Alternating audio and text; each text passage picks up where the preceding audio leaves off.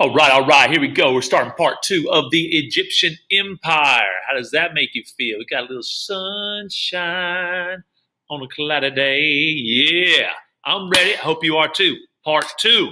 Let's finish up with little Hatshepsut. Here she is. Here she is. All right, this picture is appropriate for her. All right, so we can get the pull up. All right, there we go. Yes, Hatshepsut. All right, let's get into this. All right, part two. Let's finish it up. Let's finish it up. Let's finish it up. Whoa, where did we go? Where did we go? Right in here, way down here. Almost done. Yeah, all the way right in. Yeah, right there. All right, so one of her greatest projects was a great temple and tomb in limestone cliffs of check it out, that place on the west bank of the Nile, the Valley of the Kings. Now, I notice we call her a king because she wanted everybody to know that she was just as important as any man, just as powerful.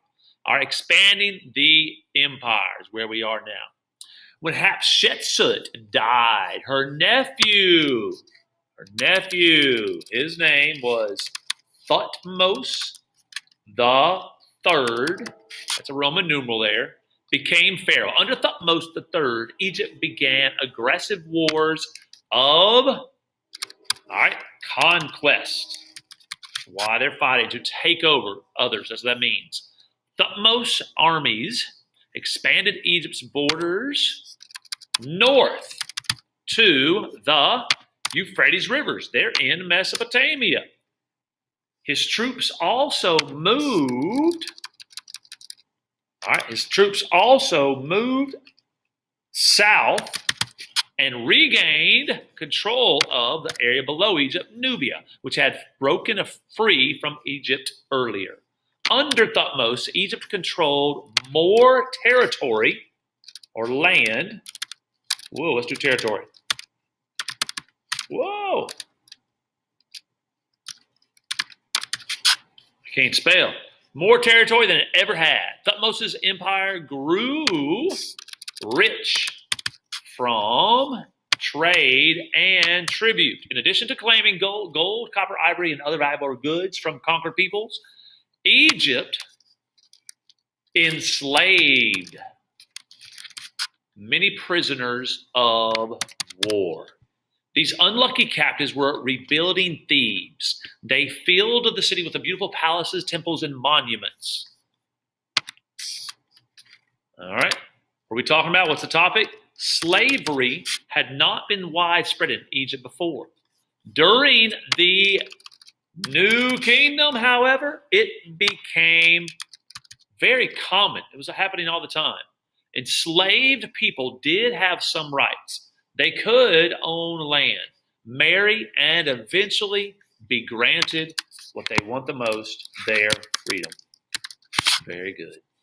All right, let's talk about two other pharaohs. About 1370 BCE, we'll have the pharaoh. His name is Amenhotep. Amenhotep came to the throne with the help of his beautiful wife. Her name is, you may have heard of her, Nefertiti. Amenhotep tried to lead Egypt in a new, and I say odd, direction. All right, we're going to call him a religious reformer. Amenhotep realized that Egypt's priests were gaining power at the expense of the pharaohs. In an attempt to maintain, what is he going to try to maintain?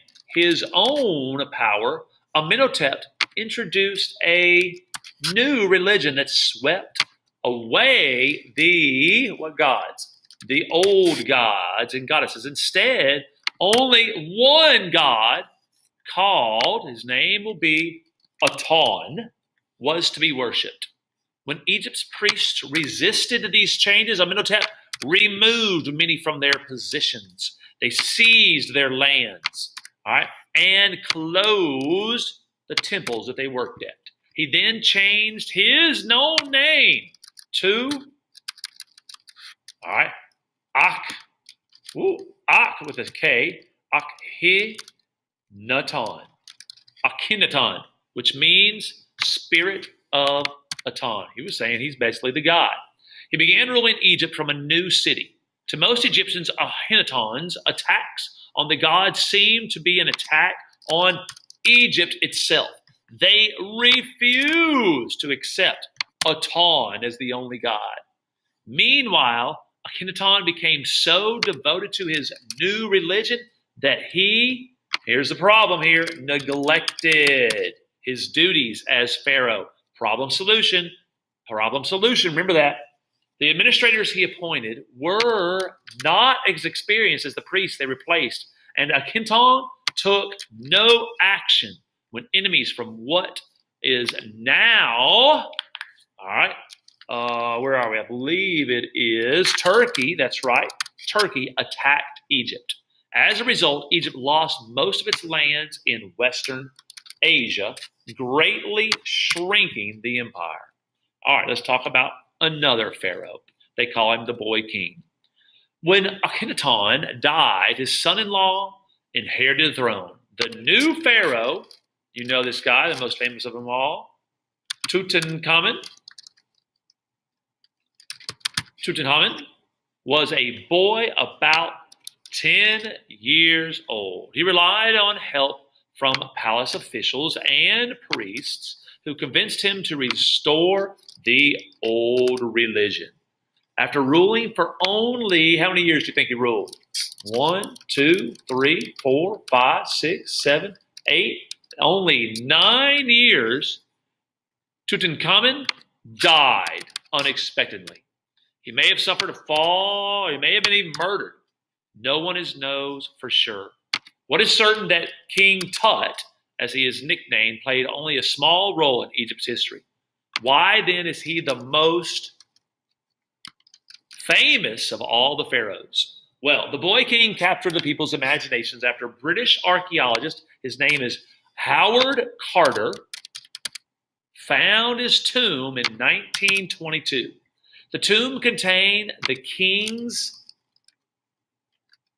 mummy and incredible treasures, including a brilliant gold mask of the young pharaoh's face. Carter's find was a thrilling discovery because most royal tombs in Egypt were looted and nothing was in it. All right, here we go. The end of the New Kingdom. So, during the 1200s BCE, pharaohs worked to make Egypt great again. The most effective of these pharaohs was Ramses II. He reigned for a remarkable 66 years, from 1279 BCE to 1213 BCE. During this time, Egyptian armies regained lands in Western Asia, up in Mesopotamia, and rebuilt the empire. Ramses also launched an ambitious building program, constructing several new temples and monuments. So why were the temples built? Under Ramses II and other New Kingdom rulers, scores of new temples rose throughout Egypt. Many were built by enslaved people captured in war. The most significant was, all right, let's check out this name. I love it. Karnak at Thebes. Its huge columned hall, decorated with colorful paintings, still impress visitors today. We should look at it if we have time. Unlike modern churches, temples, and mosques, Egyptian temples did not hold regular services. Instead, most Egyptians prayed at home. They considered the temple as houses where the gods and goddesses actually lived. Priests and priestesses, however, performed daily temple rituals. That's right. Washing statues of deities and bringing them food. The temples also served as, check this out, banks. All right.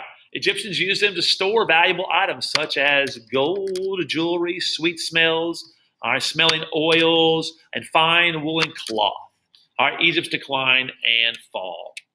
I'm going to pause right there, and then we will finish it up with a few pictures after that. That's right, guys. So I hope you're enjoying our story of Hatshepsut, King Tut, and Ramses II. It is amazing. We're out of here. We'll see you on part 3 in just a few moments. Check out Hatshepsut's beard right here. Yeah.